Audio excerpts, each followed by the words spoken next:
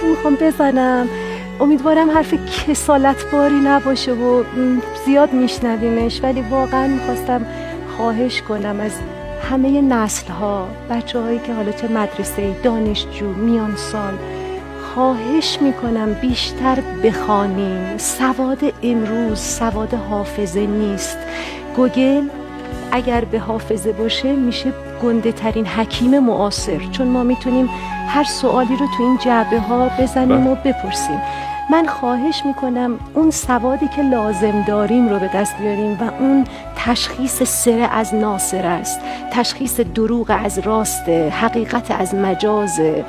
این سورس های خبری وقتی باشون مواجه میشیم نیاز داریم بیشتر بخوانیم، بیشتر بدانیم تا بتونیم تشخیص بدیم کی راست میگه، کی دروغ میگه، عیان جهان کجاست، نهان جهان کجاست.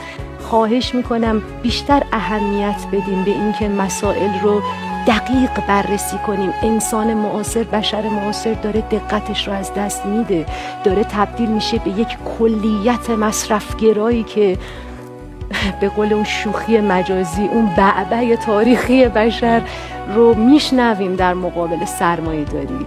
یک کمی بیشتر در جزئیات جهان فرو بریم.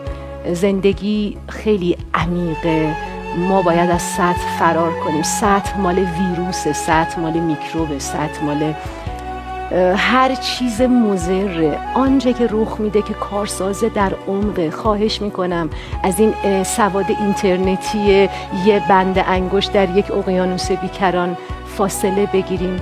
دوستان عزیزم، هموطنانم، همه فارسی زبانا، هر کی اینو میبینه، ما نیاز داریم بیشتر بدانیم، بیشتر بخوانیم، دقیق باشیم. نجاتمون میده، فهم ما رو نجات میده.